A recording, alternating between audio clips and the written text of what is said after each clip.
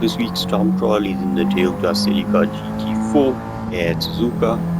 Car has the usual Gran Turismo handling characteristic of weight transfer. So it's not floaty in the corners, so it's all about weight transfer in this one.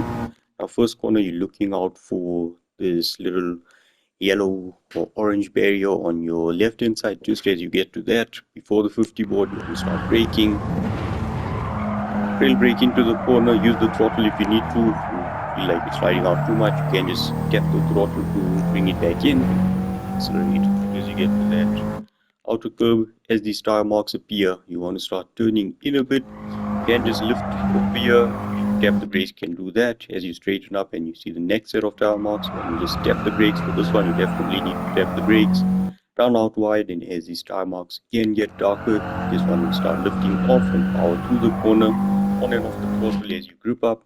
As this curb on the right hand side starts, you just tap the brakes, partial brakes, you don't want to brake too hard, and then accelerate through the corner. Again, the tire marks over here. As you straighten up, you just want to lift a bit. As you hit this inside curb, you can just power through the corner, lift ever so slightly if you're just running too wide and you feel like you'll make it. As you get to that last light post on your right hand side, as you leave the edge of your screen, just want to tap the brakes a bit and power through in fourth.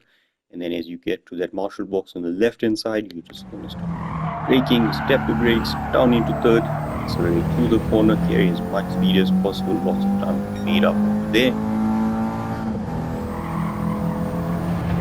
Over the curb, and just as you leave it, you want to start braking in a straight line, though you just don't want to start braking too hard while you're still turning. So straighten the car up quickly and then start braking down into second, roll through the corner, and through it, four-wheel drive, so you can just get quite aggressive on the throttle there. Just be careful not to run out understeer. Flat out through this section, you want to start turning in a bit earlier than you think. As you get to this point over here, just after the 100 board, you want to start braking down into third. Again, you need the throttle over here just to control the car. You can see I was starting to get all funny over there, and then you just get onto the throttle. It will pull the car back, accelerate a bit, and before you get to the end of the curb over here, you can see you just want to start braking. Tap the brakes, partial throttle just to again control the car and the weight transfer. The corner once you make it.